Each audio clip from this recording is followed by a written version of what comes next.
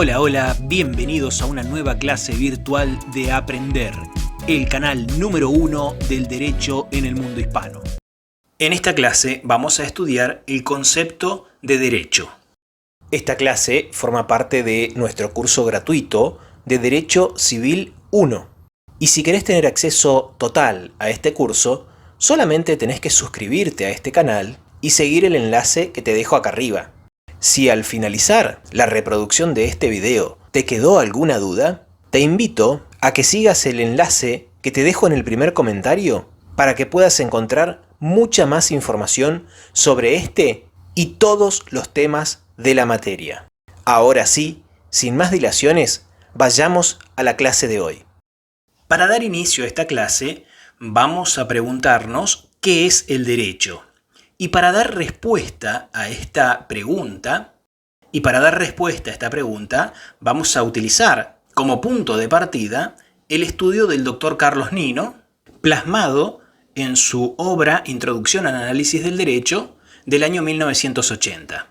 En el capítulo 1 de esta obra, Carlos Nino nos va a decir que existen ciertos inconvenientes para definir el término derecho. El primero de ellos es la ambigüedad, ya que esta palabra, la palabra derecho, tiene varios significados relacionados estrechamente entre sí, es decir, que tiene el peor tipo de ambigüedad. Son varios significados y que aparte de eso están estrechamente relacionados entre sí. El segundo inconveniente con el cual nos encontramos es la vaguedad de esta palabra, es decir, que no hay propiedades que deban estar presentes en todos los casos en que se usa esta palabra. Y finalmente, la carga emotiva que posee esta palabra. Es una palabra con significado emotivo favorable. Entonces, para definir el derecho nos encontramos con estos tres inconvenientes: la ambigüedad de la palabra, su vaguedad y la carga emotiva positiva que representa.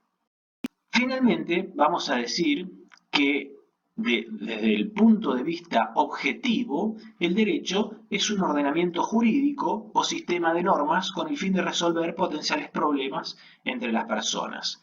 Desde el punto de vista subjetivo, es una facultad, una atribución o un permiso. Y desde el punto de vista de la ciencia del derecho, es el proceso de investigación, estudio de la realidad jurídica. Y avanzando en este capítulo 1, vamos a encontrar las distintas versiones que existen y las formas de interpretar el derecho, que son el iusnaturalismo y el positivismo jurídico. Y Nino nos va a decir que esta polémica entre el iusnaturalismo y el positivismo jurídico gira alrededor de la relación entre derecho y moral. Desde un punto de vista simplista, diríamos que el iusnaturalismo sostiene que hay una conexión intrínseca entre derecho y moral, y el positivismo jurídico niega tal conexión. Para ello, Nino nos va a proponer un caso simulado con lo que hubiera ocurrido en el caso del juicio a los jerarcas nazis. Nos presenta los crímenes atroces que cometieron los nazis antes y durante la Segunda Guerra Mundial, y una vez finalizada la guerra, las naciones vencedoras someten a juicio a los jerarcas nazis. Finalizado el juicio, los defensores, los abogados defensores de los nazis, van a decir que sí, que los acusados cometieron todos esos crímenes que son detestables y aberrantes contra la humanidad, pero que lo hicieron en el marco de un sistema normativo, es decir, que tenían el permiso de hacerlo y en algunos casos estaban obligados a hacerlo. Ante esto vamos a tener tres jueces que, de acuerdo a su ideología, van a fallar de manera distinta. En primer caso, el juez Sempronio, que es un iusnaturalista, va a hablar sobre el derecho natural. El derecho natural está integrado por el derecho a la vida, la integridad física, la libertad, etc. Y dice que las normas dictadas por los hombres solo son derecho si no contradicen al derecho natural. El segundo juez, el juez Cayo, que es un positivista ideológico, va a hablar sobre la validez de las normas dictadas por los hombres. Y dice que las leyes nazis eran válidas y no se puede condenar a quienes estaban alcanzados por ellas. Finalmente, el juez Ticio, que es un positivista metodológico, habla sobre el valor moral como punto de partida del derecho. Y dice que en determinados casos los jueces están moralmente obligados a desconocer ciertas normas jurídicas.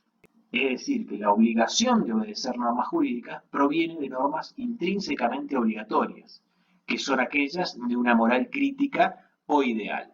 Analizando esta placa, podemos ver que a pesar de que el juez Ticio es un positivista, habla también sobre un valor moral como punto de partida del derecho.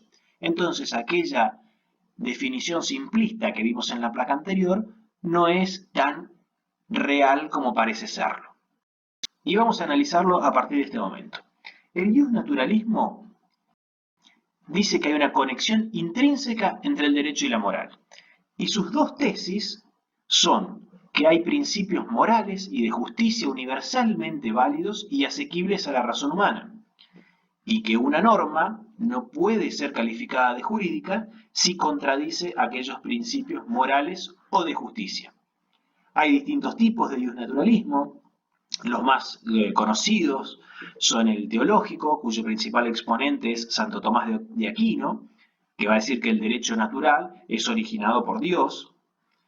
El segundo tipo es el racionalista, que dice que el derecho natural deriva de la naturaleza o estructura de la razón humana. Este tipo de derecho surge con el iluminismo, que se niega a pensar que depende de que el derecho natural deriva de Dios, y nos va a decir que deriva de la naturaleza o estructura de la razón humana.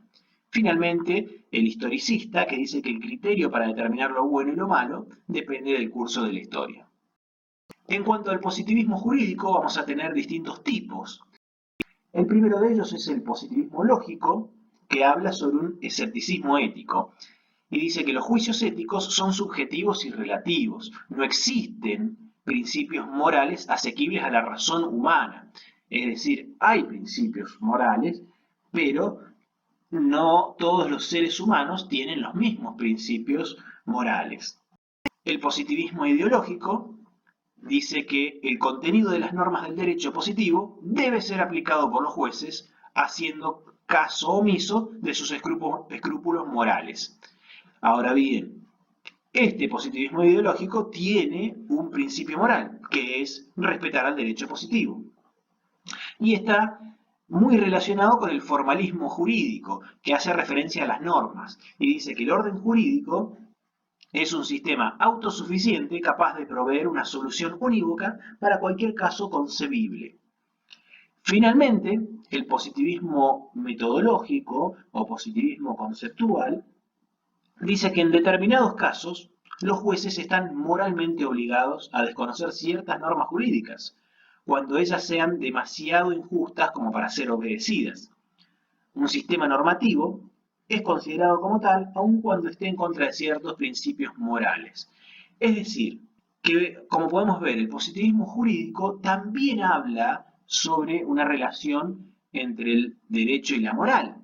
La relación que establece, por ejemplo, el positivismo metodológico, es que en ciertos casos, cuando un sistema normativo sea demasiado injusto, los jueces están moralmente obligados a desconocer ciertas normas, pero no por ello esas normas dejan de ser jurídicas. Bien, el justnaturalismo diría que ese sistema no es un sistema jurídico por estar en contra de esos principios morales. En cambio, el positivismo metodológico dice que sí es un sistema normativo, pero que los jueces estarían obligados a desconocer esas normas jurídicas. Y avanzados en el curso de la historia, sobre mediados y finales del siglo XX, surge el planteo del realismo jurídico, principalmente en los países de América del Norte y los países escandinavos. ¿Cuál es el planteo del realismo jurídico? Bueno, un escepticismo ante las normas, que es una reacción extrema contra una actitud opuesta, el formalismo ante las normas y los conceptos jurídicos, y va a ser un examen crítico del realismo, que dice que el derecho es un conjunto de decisiones judiciales, y hay dos tipos. El extremo, que dice que el derecho debe ser analizado con los ojos del mal hombre, interesado en las consecuencias de su conducta, y el moderado, que habla sobre el juicio probabilístico, que tiene una base del pasado y se presenta para el futuro. Es decir, que el derecho sería más que nada una probabilidad de que un determinado juez falle de una determinada manera. De esta manera llegamos al final de la clase de hoy. Esperamos que te haya servido y nos gustaría leer tu comentario. Como te lo adelanté cuando iniciábamos este video, nos financiamos únicamente a través del aporte voluntario que realizan nuestros estudiantes. Así que ya sabes, si no querés perderte ningún video de este canal, te invito a unirte y a través de un pequeño aporte mensual nos ayudás a seguir creando el mejor contenido para millones de estudiantes.